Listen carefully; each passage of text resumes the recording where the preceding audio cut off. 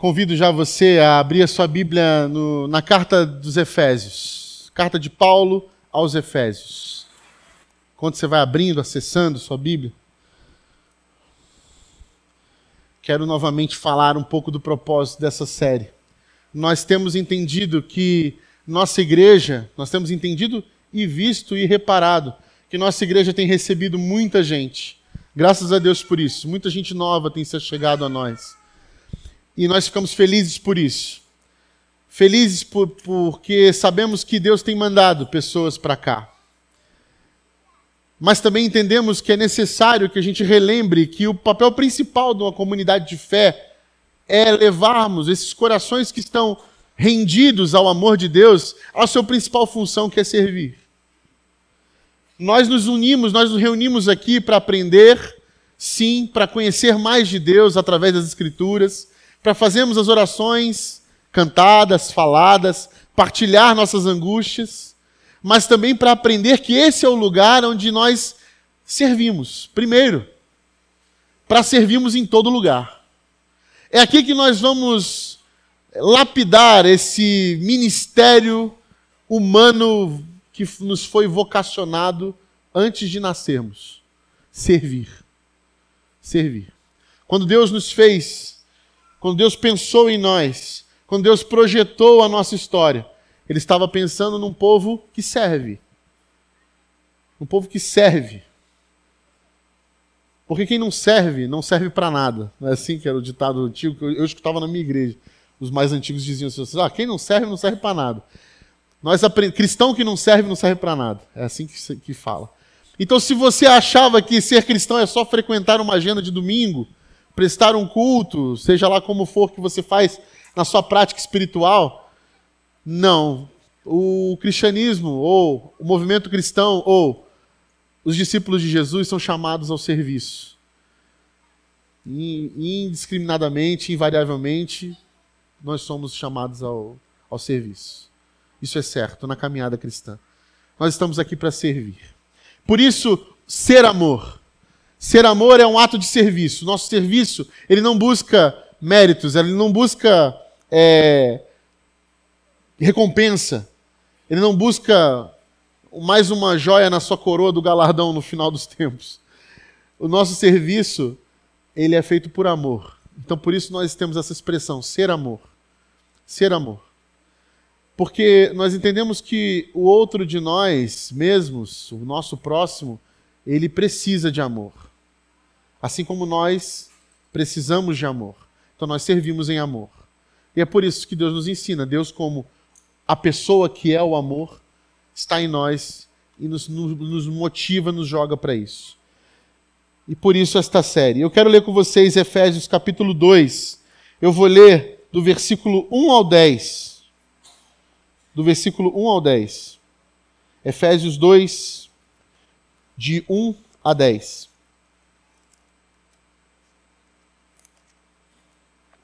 Diz assim: Vocês estavam mortos em suas transgressões e pecados, nos quais costumavam viver, quando seguiam a presente ordem deste mundo e o príncipe do poder do ar, o espírito que agora está atuando nos que vivem na desobediência.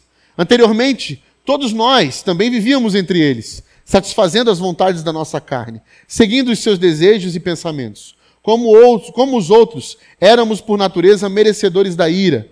Todavia Deus, que é rico em misericórdia, pelo grande amor com que nos amou, deu-nos vida com Cristo, quando ainda estávamos mortos em transgressões.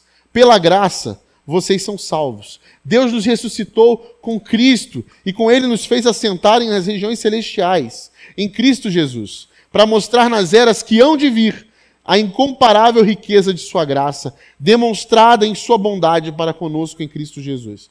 Pois vocês são salvos pela graça, por meio da fé. Isso não vem de vós, isso não vem de vocês, é dom de Deus, não por obras, para que ninguém se glorie, porque somos criação de Deus, realizada em Cristo Jesus, para fazermos boas obras, aos quais Deus preparou antes para nós as praticarmos. Mais uma vez o 10. Porque somos criação de Deus, realizada em Cristo Jesus, para fazermos boas obras, as quais Deus preparou antes para nós as praticarmos. Eu quero que você leia comigo esse último versículo. Vamos lá? Porque nós somos criação de Deus, realizada em Cristo Jesus, para fazermos boas obras, as quais Deus preparou antes para nós as praticarmos. Eu sei, você vai falar, nossa, mas minha versão é diferente. Não tem problema não. Eu gosto dessa confusão de versões. Tá bom? Não confusão de línguas não, confusão de versões. Viver é muito perigoso. Já dizia um escritor chamado Guimarães Rosa. Viver é muito perigoso. A vida é muito perigosa. Por que Guimarães Rosa dizia isso? Porque provavelmente ele sabia o que era viver de alguma forma. Por que de alguma forma? Porque existem várias formas da gente viver a nossa vida. A gente pode viver ela de maneira qualquer, né? Eu digo a medida... Hoje a gente tem uma medida Zeca Pagodinho de vida, que é deixa a vida me levar. Né? Deixa a vida me levar. Vamos ver o que acontece. Né? Você pode viver com todo o cuidado do mundo, sendo super controlador, tentando medir passos, controlando milimetricamente seus atos, projetando e planejando, e ver que também isso vai se desfazer alguma hora, porque isso não está nas suas mãos. Pode viver de maneira, como os outros dizem, sobrevivendo, ou seja, com medo de que tudo que você está construindo pode se acabar num estalo de dedos, e pode, esse medo te consome, como a traça e o ladrão e a ferrugem, como o próprio Cristo ensina. E aí você vive o quê? Uma sobrevida, uma sobrevivência. Eu vou vivendo uma sobrevivência diária, cada um por si, Deus por todos. Né? Deixa eu garantir o meu, porque se eu não garantir o meu, como é que eu posso garantir o do outro? Essa lógica de que importa mais os meus, no máximo aqueles que estão no meu redor, na minha casa, né? Aqueles que eu amo, aqui os próximos, no máximo uma parentela mais próxima, mas eu vou garantir o meu. Você vê esses filmes, eu gosto desses filmes de fim do mundo, sabe? Gosto pra caramba desses filmes de... A minha esposa não gosta muito não, eu adoro esses filmes de fim do mundo, catástrofe e tal, mas é muito interessante ver o comportamento das pessoas, dos atores do fim do mundo. A maioria é manada, é pisoteando, eu vou me salvar, sai daqui, me solta. É um convite que eu já fiz aqui algumas vezes para você fazer uma experiência antropológica. Viu, Thaís? Experiência antropológica. Estação da Sé, às 5h30 da tarde em São Paulo. Você quer ter essa experiência antropológica? Vá na Estação da Sé numa terça-feira, uma quarta-feira, meio de semana, que as pessoas estão já meio sem paciência, às 5h30 da tarde, sentido Corinthians Itaquera. Tá bom? Sentido Corinthians Itaquera. Se você não teve essa experiência antropológica ainda, você vai ver que as leis da física não funcionam lá. Essa coisa de que um corpo só ocupa um lugar no espaço é mentira. Tudo será botado à prova naquele lugar. E você vai ver que realmente as pessoas viram um bicho quando colocadas à prova, quando seu coração é colocado à prova. E olha que nós estamos falando da volta para casa do serviço, numa grande capital como São Paulo. Então imagina num fim do mundo, imagina num garantir a sobrevivência. Pois é, esse é um modo de viver. E eu garanto para você que talvez seja a grande maioria de nós acionamos esse modo de sobrevivência naturalmente. Naturalmente. Ou você nunca foi numa promoção de mercado? Lá no Rio a gente tinha a promoção do Mercado Guanabara. Rapaz, você já viu vídeos? Se você não viu, põe no YouTube lá. Liquidação do Guanabara. Você vai ver, é quase uma experiência parecida com o do metrô da Sé, só que um pouco mais animalesca. Um pouco mais feroz. As pessoas indo comprar, né? E passando, atravessando, pisoteando. Se você tem ideia, foi proibido. Foi proibido. Isso foi proibido, essa promoção. Porque havia riscos. Muitos riscos que estavam sendo calculados ali. E realmente era um negócio bizarro. Uma coisa horrível. Então, nós temos naturalmente em nós esses bichos, né, que são acionados no modo de sobrevivência. Né? Você vê, por exemplo, por que um salva-vida, quando vai salvar alguém que está se afogando, ele tem que praticamente imobilizar a pessoa ou deixá-la inconsciente no mar. Eu cresci muito perto da praia lá no Rio de Janeiro E várias vezes a gente via os salva-vidas salvando e trazendo as pessoas para a areia. E quando trazia, geralmente elas estavam inconscientes. E não era porque elas estavam afogadas, inconscientes por causa da água. É porque o próprio salva-vidas deixava elas inconscientes. E a gente perguntou uma vez, por que você faz esse negócio? Eu falei, cara, se eu faço isso, essa pessoa me mata. Mata ela e me mata. Porque ela está tão desesperada quando eu encontro ela, que ela quer se salvar, ela vai me afogar. Então é um procedimento deles, inclusive. Então nós temos isso. Entendeu? E a gente é provocado a isso, essa coisa do individualismo, de ame a si próprio, que tem um romantismo, isso vai elevando níveis de egoísmo dentro da gente muito maiores, entendeu? Óbvio que nós precisamos ter amor próprio, mas o amor próprio é quase que incentivado por uma pessoa egoísta, vira quase um incentivo ao homicídio na sobrevivência. Né? E isso vai tornando a sociedade cada vez mais isolada, individualizada. Para que eu preciso do coletivo? Para que eu preciso disso aqui? Por que eu preciso vir para uma reunião comunitária como essa? Para que eu preciso partilhar? Eu vou garantir o meu, e cada um que cuide do seu. Se eu estou fazendo o meu, eu faço a minha parte, o mínimo que eu quero. O problema é que num mundo como o nosso, de diferenças descomunais, sociais, não existe isso. Se você vai para países muito ricos, é mais difícil você enxergar isso. Mas nós, Brasilzão aqui, país de terceiro mundo, nós conseguimos ver isso na calçada da rua. As diferenças, desigualdades sociais são escancaradas para a gente. A gente aqui dá curso de pós-doc para quem quiser saber sobre desigualdade social. Nós sabemos disso. Então, a gente fica se perguntando, quando cai nesse mundo, e quando descobre um amor como o amor de Cristo por nós, a gente entra nisso de cabeça, apaixonado por um Cristo que veio mudar, revolucionar, né? Veio para os pobres, trouxe os flagelados, os oprimidos, e a gente fala, é isso, é revolução, eu acho que eu encontrei minha vida, tal. Por quê? Porque, mal ou bem, a gente fica querendo sempre encontrar um propósito para a nossa vida, algo que faça sentido. Porque senão a gente vai transformar a sobrevivência no sentido que falta para a nossa vida. E tudo que alimenta esse vazio dentro de nós vai tapando um buraco essa falta de propósito.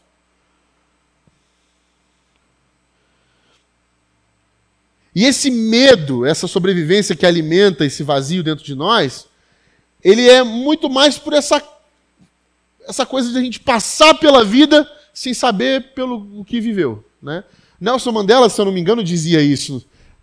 Ele falava que quem não tem uma causa pela qual morrer, não tem uma para viver. E é mais por aí.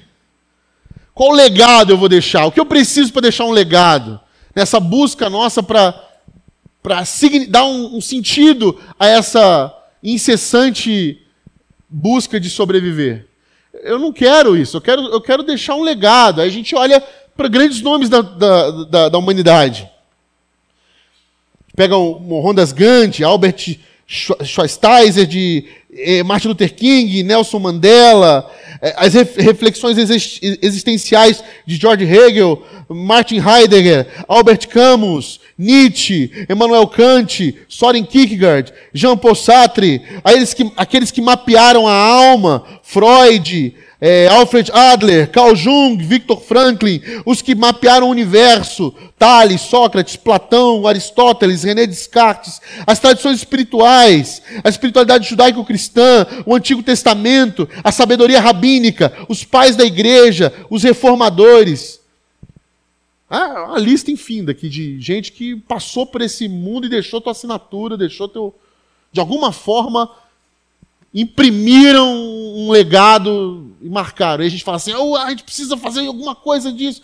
Só que a gente pega, são nomes diante de bilhões de pessoas.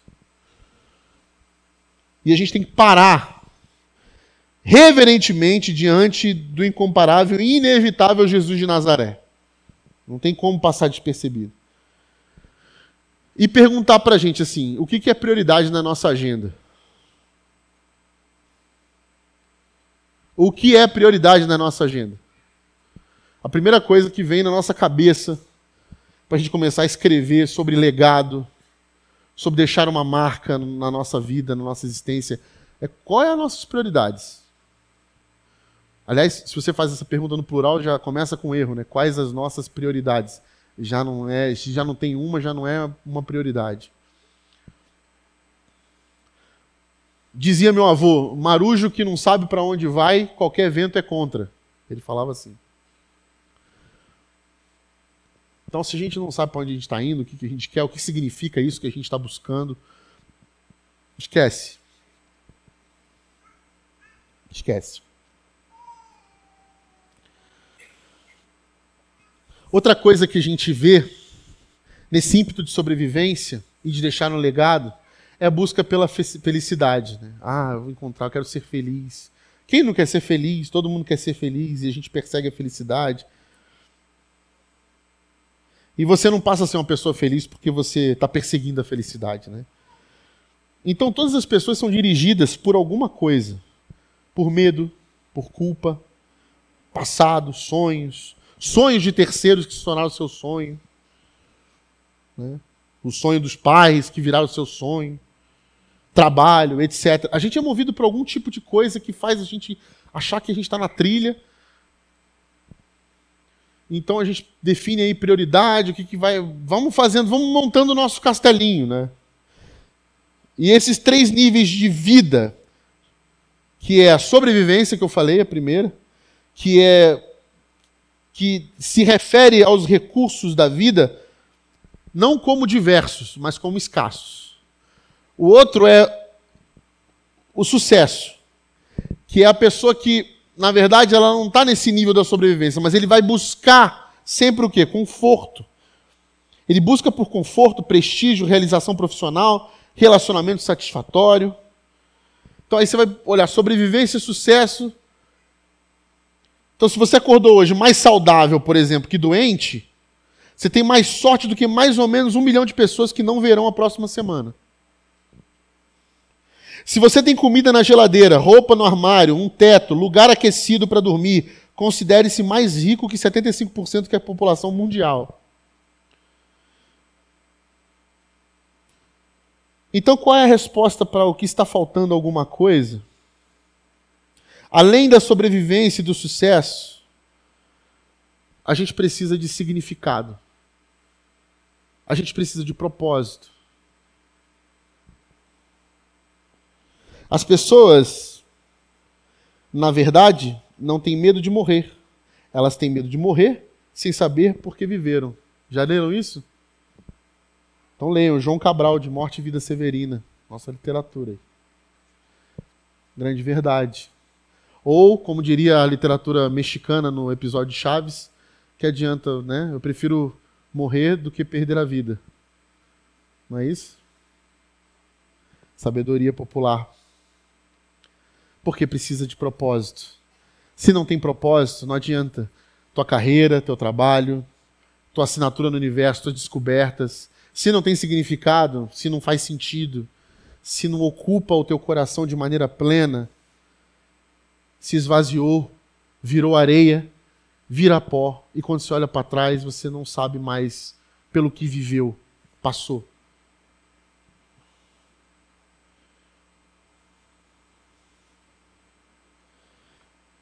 Encontrar o significado é a nossa tarefa. Então, quando a gente encontra Jesus, a gente encontra alguém que nos promete, pelo menos, não Jesus, mas a nossa espiritualidade cristã diz assim, agora esse vazio no seu peito será totalmente preenchido. E a gente não sabe muito bem com o quê. Então a gente precisa entender o que é isso. Preenchido com o quê? O que esse Jesus vai preencher aqui dentro? Que eu nem sei o que é que está aqui dentro, que está fazendo eu viver desse jeito, sem o significado. Se eu encontrar respostas, se realmente esse trabalho que eu faço tem alguma... Se eu chegar todo final de expediente na minha casa, no meu trabalho, e olhar para o meu trabalho e falar assim, o que faz sentido isso que eu estou fazendo? E eu olhar para o trabalho é que vai me dar significado. Eu olhar para isso, eu olhar para o que eu estou fazendo indo para a igreja, o que eu estou fazendo servindo na comunicação, sendo o menino do som, sendo o cara que toca. O que isso dá significado para a minha vida? O que isso representa na minha vida como sentido, como propósito? O que eu faço na minha empresa, no meu trabalho, na minha casa, como marido, como mulher, como filho, como filha, como irmão, como estudante, que faz sentido? Que entrega para mim significado. Nada disso, ou tudo isso, podem fazer sentido se a gente entender que o Criador de todas as coisas, quando fez você e eu, ele pensou em algo muito antes da gente pensar. E é o que está em Efésios capítulo 2, versículo 10, e que nós lemos juntos. Porque somos criação de Deus, realizados em Cristo Jesus, para fazermos boas obras, as quais Deus preparou antes para nós as praticarmos. Veja, esse versículo diz que nós somos criação de Deus, realizada em Cristo, ou seja, quando nós nos tornamos nova criatura, muda-se uma chave dentro de nós e a gente passa a olhar para o mundo diferente do que era antes.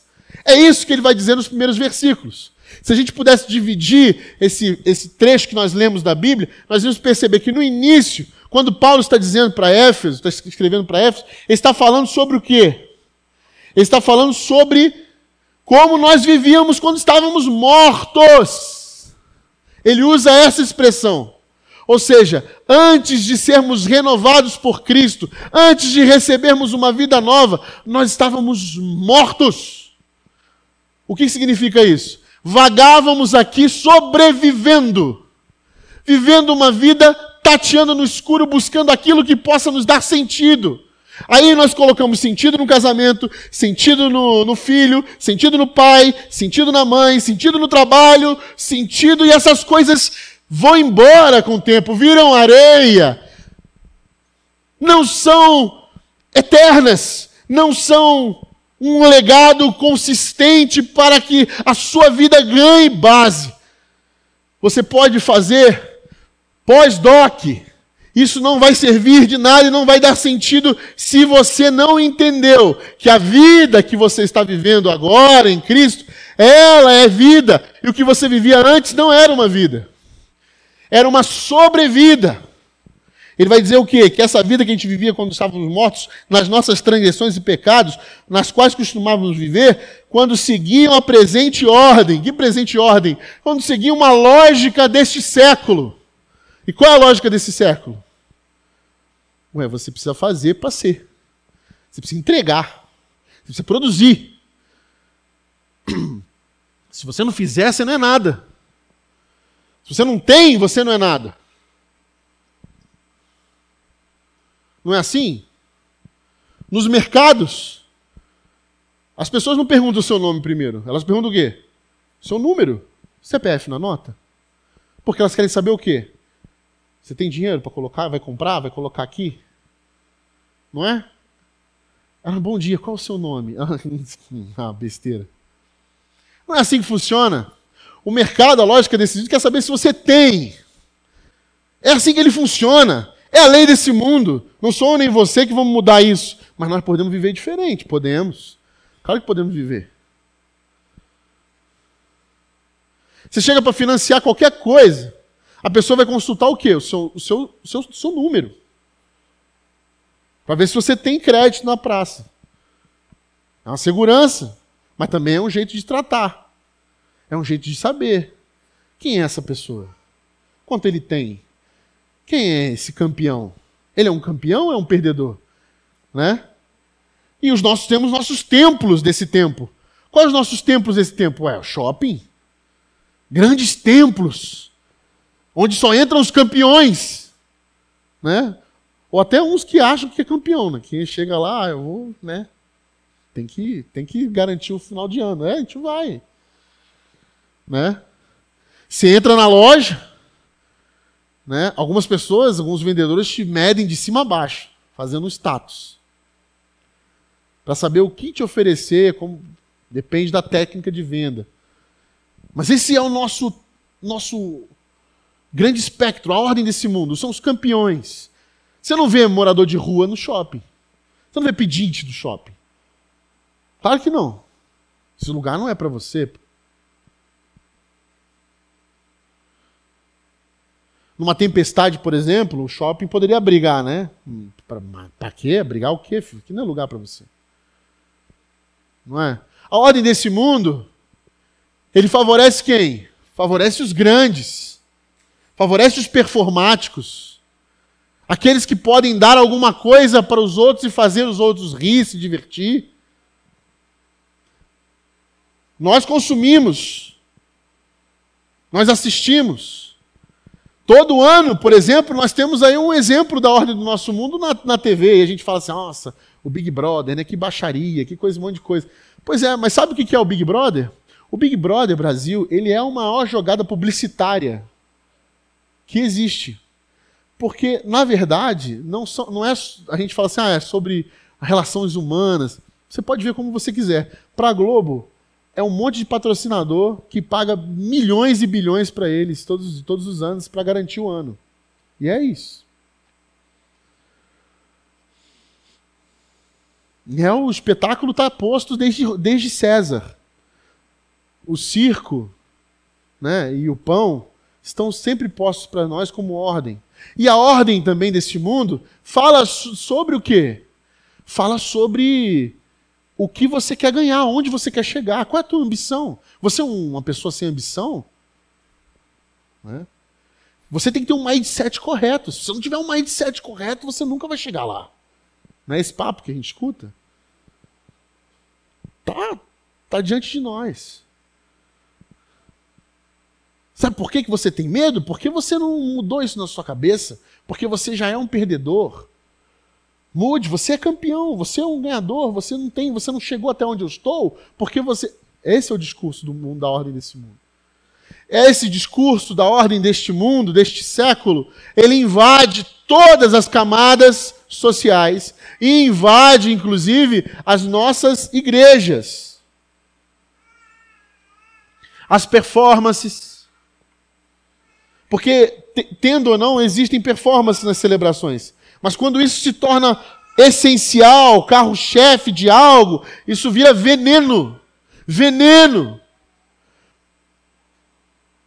Quando as pessoas param de ser olhadas como pessoas, como humanos que pecam, que erram, que são frágeis, que admitem na cadeira ou no palco que são fracos, que são pecadores, que erram. Quando isso se torna horripilante aos auditórios, é porque nós já transformamos esse lugar em um lugar de campeões. E a igreja não é um lugar de campeões, meus irmãos. É um lugar de perdedores. Nós somos perdedores. E é isso. E quando nós descobrimos isso, nós nos juntamos.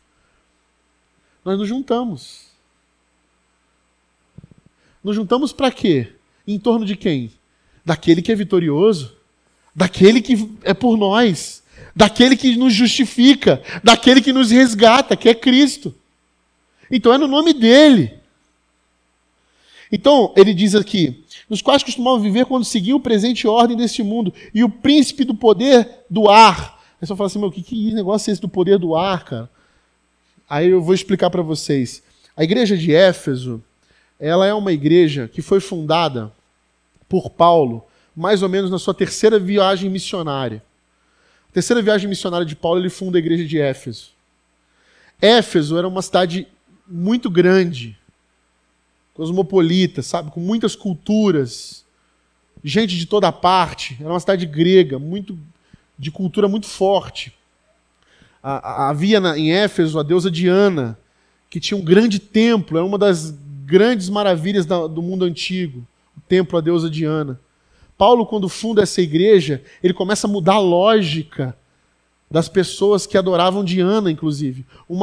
Toda uma economia, uma cultura voltada para a deusa Diana foi sendo rompida por causa do ministério de Paulo, que começou ali com poucas pessoas a fundar uma igreja de Cristo e começou a dar prejuízo. Inclusive os artesãos que vendiam relíquias começaram a ficar preocupados. Esse cara está acabando com o nosso comércio, está mudando, o pessoal está se convertendo. E Paulo começou a transformar aquela cidade por conta do poder do evangelho. E agora Paulo está em Roma, preso, já há bastante tempo já, e ele escreve uma carta aos Efésios.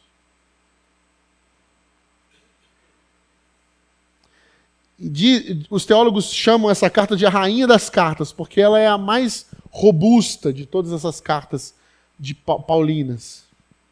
Das cartas da prisão, por exemplo. E ele está dizendo aqui... Por que eu falei isso? Porque ele está dizendo que dos espíritos do poder do ar. O povo da cidade de Éfeso cria que no ar, na atmosfera do ambiente é que se instalavam os demônios. Porque é como se fosse que os demônios são aqueles que sussurram nos nossos ouvidos as nossas tentações e fazem a gente voltar ao que era. Então ele chamava do poder do ar, é o poder de Satanás, é o poder do inimigo, daquele que está nos convocando de volta a uma vida de morte. Nos trazendo, trabalhando contra nós, vivendo contra nós. É como se a nova vida que recebemos agora está sendo impedida, parece que o pecado está nos segurando. Porque o trabalho do pecado é nos segurar e nos manter presos numa vida de morte, e não numa vida de vida, e não uma vida que é de plena vida como a vida de Cristo. Anteriormente, todos nós vivíamos entre eles, satisfazendo as nossas vontades da carne, seguindo os seus desejos e pensamentos. Antes de recebermos a vida com Cristo, nós olhávamos para esse mundo desse jeito. E pode ser que de alguma forma essa visão esteja nos ludibriando, nos iludindo ainda. Fazendo de nós espectadores de uma lógica e participantes de uma lógica sem querer lutar contra ela. Mas a vida de Cristo nos convida a uma vida que é contra esta cultura. Contra a meritocracia. Por que contra a meritocracia? Por que a gente fala isso quando fala de Jesus? Porque em Jesus nós não temos mérito algum nas conquistas que Jesus tem. Ele é todo mérito, é mérito em Jesus Cristo, é dele o mérito. Nós não fizemos nada. Nós não fizemos nada, meus irmãos. Nada. E Paulo está sendo muito enfático em dizer que é pela bondade de Deus. Nós fomos resgatados dessa morte por Ele. E parece-me que a gente entrou numa lógica de enxergar a graça como apenas um plus na nossa espiritualidade cristã. E não como algo realmente necessário, como algo de vida e morte.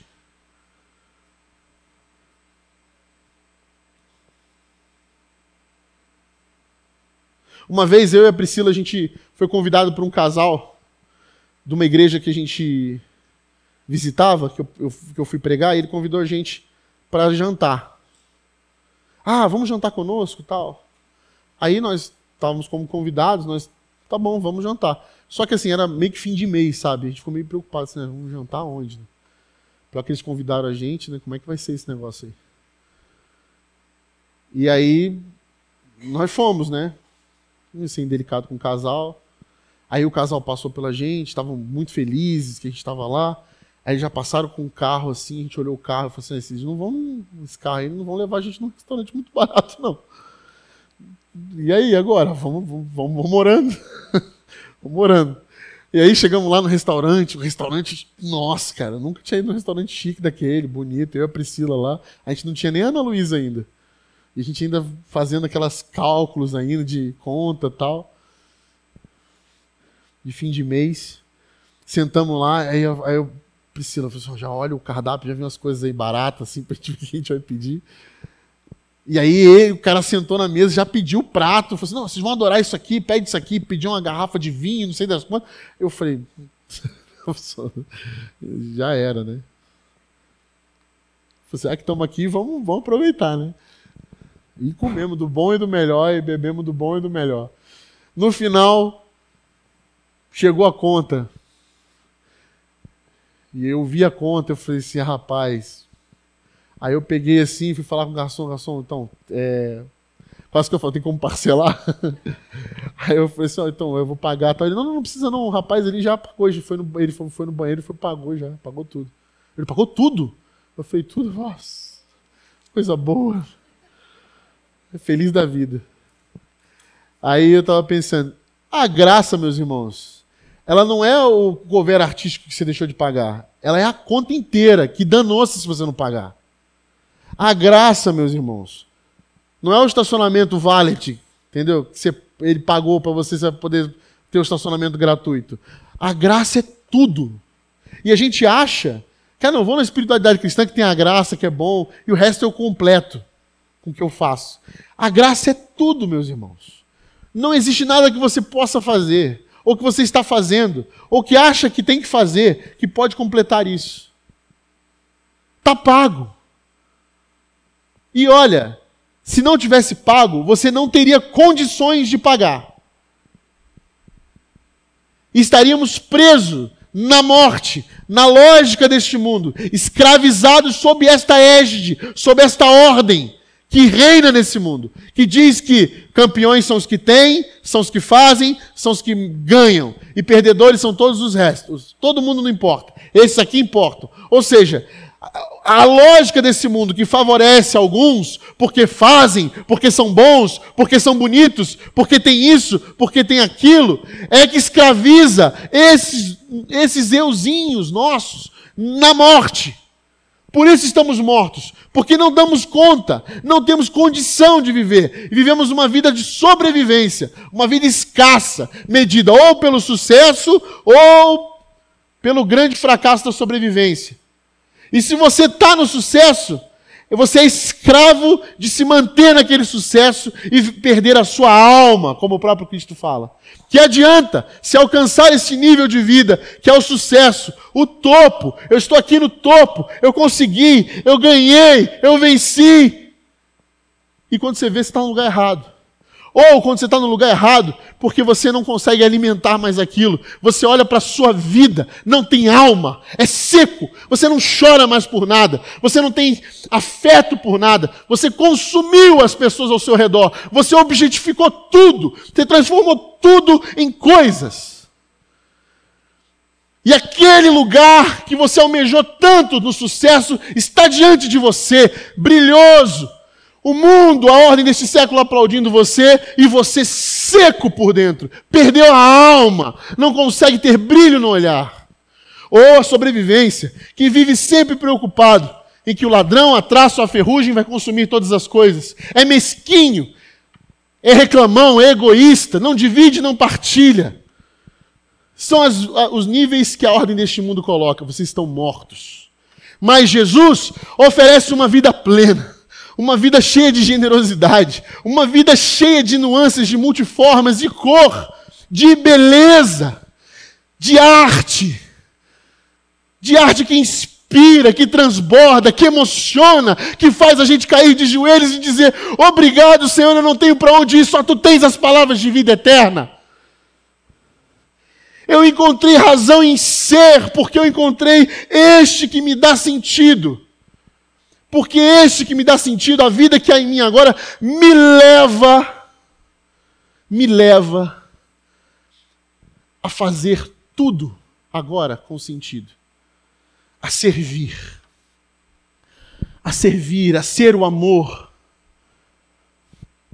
Porque eu agora entendi que sou feitura de Deus.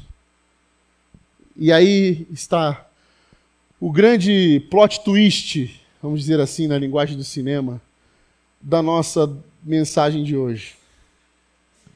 Porque eu não sei se você já foi exposto ao texto, à tradução original desse versículo. Deus diz pra gente, quando Paulo diz pra gente que nós somos criação de Deus, feitura de Deus, algumas versões falam feitura de Deus, a palavra é poema. É a palavra grega poema, que é poema, poesia, obra de arte.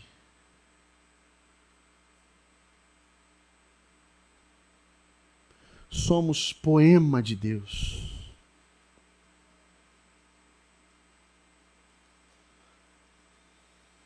Eu e você somos poema de Deus.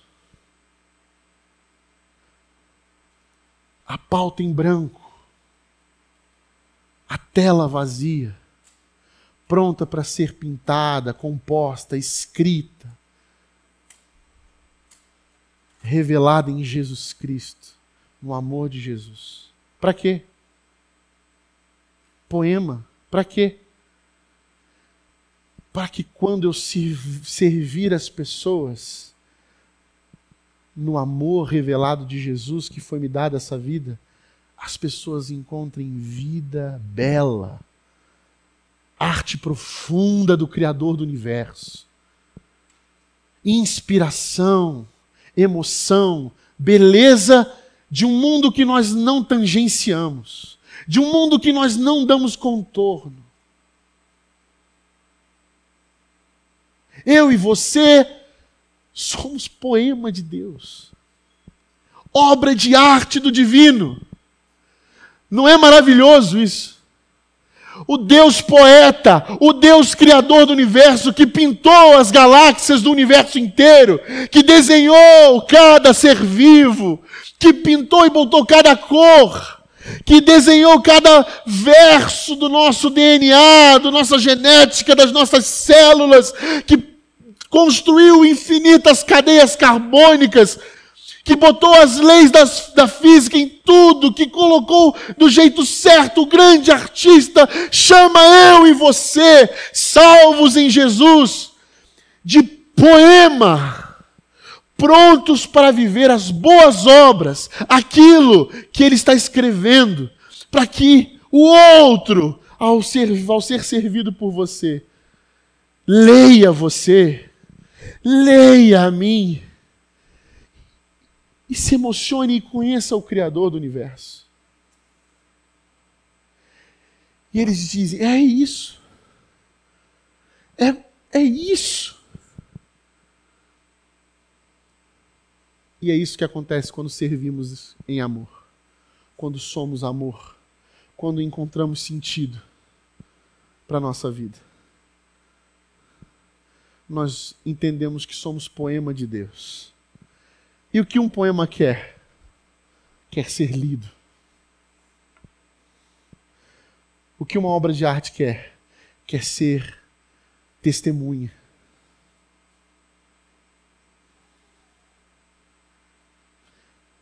Para que os homens vejam as suas boas obras e glorifiquem ao Pai que está nos céus. E aplaudam ao grande artista do universo, aquele que trouxe vida àqueles que estavam mortos.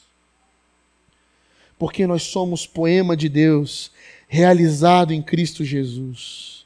É como se Deus molhasse a sua caneta ou seu pincel no sangue de Jesus e pintasse uma grande tela, ou escrevesse um grande poema, ou compusesse uma grande canção, ou escrevesse um grande livro, um grande romance sobre a nossa vida salva por um Deus Criador e que agora está testemunhando, servindo ao outro. Porque é assim que servimos o outro, em amor. Somos criação de Deus, realizada em Cristo Jesus para fazermos as boas obras. É isso que dá sentido à nossa vida. É isso que dá significado. Quando entendemos que servir é o propósito de Deus para nós. Quando entendemos que nós somos esse poema, essa obra de arte feita para o outro ser servido. Não importa o que a gente faça, se tudo passar, canalizar por este meio, nós encontramos sentido, nós encontramos beleza, nós encontramos razão de ser. A vida ganha legado, a vida ganha arte. Mas não a arte que nós só conhecemos aqui, uma arte que transcende, uma arte divina. A arte de dar vida, a arte de colocar o caos da nossa vida em perfeita harmonia. Quando as notas dissonantes se encontram e fazem dela uma grande sinfonia. É isso que Deus está fazendo conosco. Porque Deus preparou essas boas obras antes, para nós as praticarmos. Mas se a gente não entende isso, se a gente não recebe isso, se a nova vida ainda não fez sentido para a gente, se a gente não encontrou isso, as boas obras que Deus preparou para nós antes, elas estão lá. Ó. E você não terá sentido enquanto não chegar até lá. Está feito, está posto. Você e eu, poemas de Deus. Poemas de Deus. Porque fomos feitos por Deus, porque somos poema de Deus.